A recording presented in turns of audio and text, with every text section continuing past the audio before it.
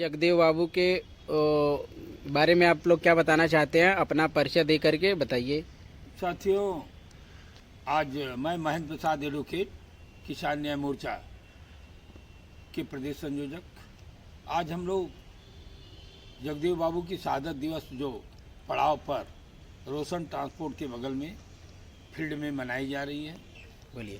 परंतु ममता बनर्जी, तमाम ऐसे शरद पवार वगैरह वगैरह का नाम गिनाते हुए राहुल गांधी ने कहा कि भाई अब कांग्रेस के बगैर हम भारतीय जनता पार्टी और आरएसएस को यदि भगाना है, हिंदुस्तान से हटाना है, तो साथियों हम लोगों को दलितों, माइनॉरिटी, बैकवर्ड, अति पिछड़ा पर यानी 100 में 90 भाग हमारा है।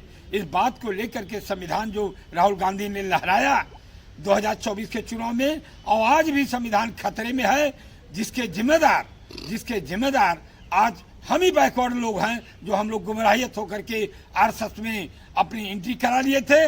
आज बड़े हर्ष का विषय है कि माननीय राहुल गांधी ने जो दलित सम्मेलन में बात कहा कि दलित नेता डॉक्टर काशीराम जी हुए, लेकिन रिप्रेजेंटेशन एमपी एमएलए बनाने के चक्कर में उन्होंने शासन और प्रशासन में पावर ऑफ शेयर की बात को नहीं रखा ध्यान में। मूर्तियों को खड़ा करके उन्होंने सोचा कि अम्बेडकर हमारी और मायावती की मूर्ति जो रहेगी, मूर्ति बोलेगी, मूर्ति से सामाजिक परिवर्तन, मूर्ति से पावर ऑफ शासन प्रशासन में हिस्सेदारी, भागीदारी नहीं मिल पाई। साथियों, राहुल गांधी ने ये भी कहा कि यदि मैं भी गलत रास्ते पर चला जाऊं तो आप दलित भाई, बैकवर्ड भाई, माइनॉरिटी के लोग और अति पिछड़ा भाई, यानी 100 में जिनकी 75-85% आबादी है, उन लोगों को ख्याल रखना पड़ेगा। अब मैं कांग्रेस में पूरी सफाई करने की अभियान चालू कर दिया हूं। जिसको रहना है कांग्रेस में रहे, वरना न रहे। मैं जात जनगणना, पावर शेयर की बात सरकार और शासन में करूंगा। चूंकि आप हमारे देश की राष्ट्रपति, गवर्नर बना दीजिए, राष्ट्रपति बना दीजिए और प्रोफेसर बना दीजिए, लेकिन एक मालिकाना हक यदि नहीं रहेगा तो इस देश की व्यवस्था में परिवर्तन नहीं आएगा। और राहुल गांधी की ये टिप्पणी हम 62%, 60% पिछड़ों में, मानी यादवों में, कुंडियों में, कोरियों में, बिंदों में, मलाहों में, एकदम राहुल की ये बात तेजी से करंट की तरह लग गई है। अब हम लोग फरवरी माह से राहुल गांधी के इन विचारों को प्रत्येक गांव में सेमिनार के माध्यम से, और तो हम तो किसान न्याय मोर्चा ने 29 तारीख को कह दिया था कि राहुल गांधी संविधान के बीच में लड़ाई, राहुल गांधी के संविधान के बीच में लड़ाई और आरएसएस की लड़ाई, मनुस्मृति की लड़ाई के बीच में होने जा रही है 27 में और होने जा रही है 29 में। इस बात का सपोर्ट माननीय राहुल गांधी ने किया कि आने वाले दिनों में यदि कांग्रेस को हम लोगों ने मजबूत नहीं किया साथियों, तो इस आरएसएस को, भारतीय जनता पार्टी को पूरे देश से हम लोग निकाल बाहर नहीं कर पाएंगे। ताकि अब तो बड़ा स्पष्ट है ना कि माननीय अखिलेश जी दिल्ली में केजरीवाल का समर्थन कर रहे हैं। अब बताइए, केजरीवाल का समर्थन कर रहे हैं, इंडिया गठबंधन तो अब रहा नहीं। और तो और राहुल गांधी उस अदानी अंबानी के निमंत्रण में नहीं गए, लेकिन अखिलेश जी पत्नी के साथ गए। और साथियों, अब इंडिया गठबंधन नहीं है, केजरीवाल हैं, जो केजरीवाल भाजपा की बी टीम और तोड़ने के लिए, इंडिया गठबंधन तोड़ने के लिए आए थे, तोड़ के चले गए।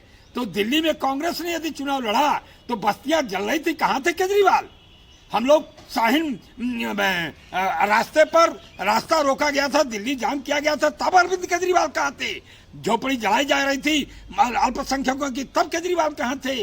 अरे अखिलेश जी, उत्तर प्रदेश में आपका पीडीए नाटक है। पीडीए को हम लोग समझ चुके हैं। राहुल गांधी के नेतृत्व में कांग्रेस में हम सभी आह्वान करते हैं अपने दलित पिछड़ों से, आधे दलितों से, महादलितों से, नाउदोबी लोहारकोर से, कि कांग्रेस में भागीदारी के मुद्दे पर, जनगणना के मुद्दे पर पावर ट्रांसफर के मुद्दे पर हम लोगों को कांग्रेस का साथ देना चाहिए और राहुल की नीतियों पर राहुल के हाथों को मजबूत करने के लिए एक बद्ध करार में माननीय जगदेव बाबू के फार्मूला को, माननीय अंबेडकर के फार्मूला को, माननीय कांशीराम के फार्मूला को और संविधान को, गांधी जी के संविधान, अंबेडकर के संविधान को लागू करने के लिए एकमात्र रास्ता कांग्रेस है। कांग्रेस ने हमेशा जब तक सत्ता में रही तब तक भारतीय जनता पार्टी और सत्य को दूर भगाया। अब यह समय आ गया साथियों, चेत के हम लोग के साथ चलना है। इसी के साथ हमारे और भी साथी हैं, उनकी भी बात आप लोग सुन लें। किसान कांग्रेस के प्रदेश अध्यक्ष हैं सर, आप अपना परिचय देते हुए बताइए। किसान कांग्रेस के प्रदेश अध्यक्ष अकील अहमद बाबू, पीसीसी सदस्य। अभी हम लोगों के बीच में किसान कांग्रेस के राष्ट्रीय अध्यक्ष महेंद्र भाई ने आपके बीच में बात रखा। बहुत ज़्यादा टाइम का दिक्कतें हैं, कम है टाइम, इसी के बीच में अपना 2 मिनट की बात आपके बीच में रख रहा हूँ। अभी इंडिया गठबंधन की बात हो रही थी, इसके पहले 2024 में 2024 का चुनाव अखिलेश यादव जी 35 सीट जीते कांग्रेस के समर्थन में। अगर कांग्रेस समर्थन नहीं किए तो इंडिया गठबंधन नहीं रहता, कांग्रेस गठबंधन नहीं होता तो 35 सीट 37 सीट नहीं जीते होते। आज दिल्ली में चुनाव हो रहा है।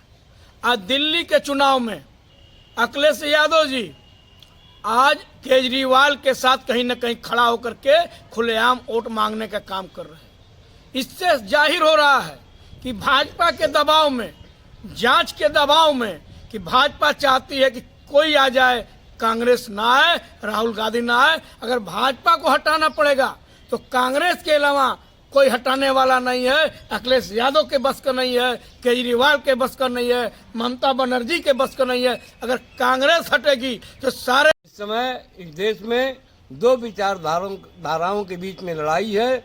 एक तरफ गांधी और अंबेडकर के मानने वाले हैं, दूसरी तरफ गोडसे के मानने वाले हैं। इसलिए आज ये बड़ा कठिन समय है। हम तमाम लोगों को विचार करना होगा कि हम इस लड़ाई को किसके साथ खड़ा होकर लड़ें।